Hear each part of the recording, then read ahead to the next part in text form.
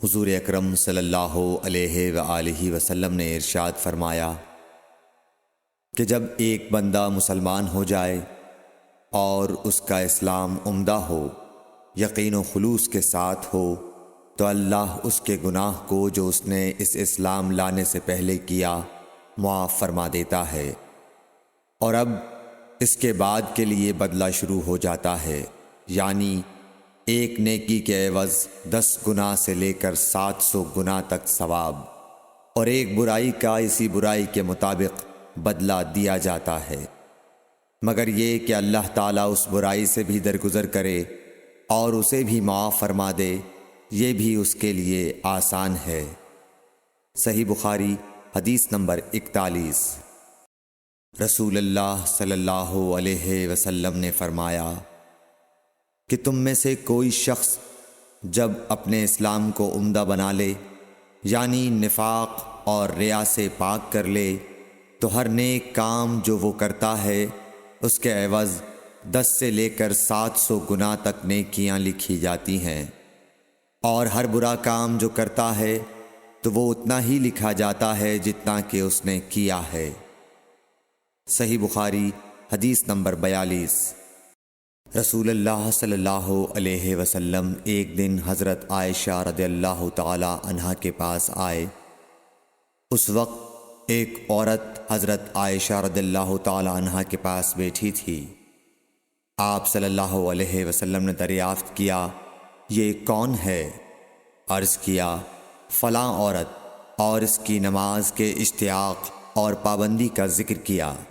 آپ صلی اللہ علیہ وسلم نے فرمایا، ٹھہر جاؤ، سن لو کہ تم پر اتنا ہی عمل واجب ہے جتنے عمل کی تمہارے اندر طاقت ہے۔ اللہ کی قسم، ثواب دینے سے اللہ نہیں اکتاتا، مگر تم عمل کرتے کرتے اکتا جاؤ گے، اور اللہ کو دین کا وہی عمل زیادہ پسند ہے جس کی ہمیشہ پابندی کی جا سکے، اور انسان بغیر اکتائے اسے انجام دے۔ صحیح بخاری حدیث نمبر 43۔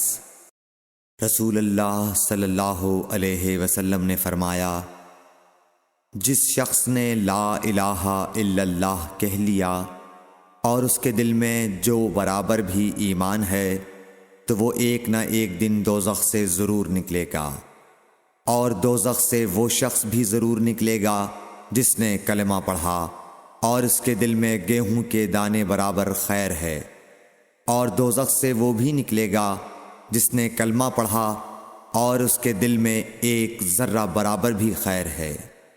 صحیح بخاری حدیث نمبر 44۔ ایک یہودی نے حضرت عمر بن خطاب رضی اللہ تعالیٰ عنہ سے کہا کہ اے امیر المومنین، تمہاری کتاب قرآن میں ایک آیت ہے جسے تم پڑھتے ہو، اگر وہ ہم یہودیوں پر نازل ہوتی تو ہم اس کے نزول کے دن کو یوم عید بنا لیتے۔ آپ نے پوچھا، وہ کون سی آیت ہے؟ اس نے جواب دیا، سورہ مائدہ کی آیت کہ آج میں نے تمہارے دین کو مکمل کر دیا اور اپنی نعمت تم پر تمام کر دی اور تمہارے لیے دین اسلام پسند کیا۔ حضرت عمر رضی اللہ تعالی عنہ نے فرمایا کہ ہم اس دن اور اس مقام کو خوب جانتے ہیں۔ جب یہ آیت رسول اللہ صلی اللہ علیہ وسلم پر نازل ہوئی، اس وقت آپ صلی اللہ علیہ وسلم عرفات میں جمعے کے دن کھڑے ہوئے تھے۔ صحیح بخاری حدیث نمبر 45۔ طلحہ بن عبید اللہ کہتے تھے کہ نجد والوں میں سے ایک شخص حضرت صلی اللہ علیہ وسلم کے پاس آیا، سر پریشان یعنی بال بکھرے ہوئے تھے۔ ہم اس کی آواز کی بن بناہٹ سنتے تھے اور ہم سمجھ نہیں پا رہے تھے کہ وہ کیا کہہ رہا ہے، یہاں تک کہ وہ نزدیک آن پہنچا جب معلوم ہوا کہ وہ اسلام کے بارے میں پوچھ رہا ہے۔ حضرت صلی اللہ علیہ وسلم نے فرمایا کہ اسلام دن رات میں 5 نمازیں پڑھنا ہے۔ اس نے کہا، بس اس کے سوا تو اور کوئی نماز مجھ پر نہیں۔ آپ نے فرمایا، نہیں، مگر تو نفل پڑھے تو اور بات ہے۔ حضرت صلی اللہ علیہ وسلم نے فرمایا، اور رمضان کے روزے رکھنا۔ اس نے کہا، اور تو کوئی روزہ مجھ پر نہیں ہے۔ آپ نے فرمایا، نہیں، مگر تو نفل روزے رکھے تو اور بات ہے۔ طلحہ نے کہا اور حضرت صلی اللہ علیہ وسلم نے اس زکوٰۃ کا بیان کیا۔ وہ کہنے لگا کہ بس اور کوئی صدقہ مجھ پر نہیں ہے؟ آپ نے فرمایا نہیں، مگر یہ کہ تو نفل صدقہ دے تو اور بات ہے۔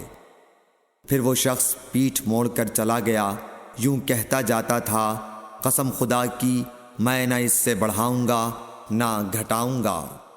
حضرت صلی اللہ علیہ وسلم نے فرمایا اگر یہ سچا ہے تو اپنی مراد کو پہنچ گیا۔ صحیح بخاری حدیث نمبر 46۔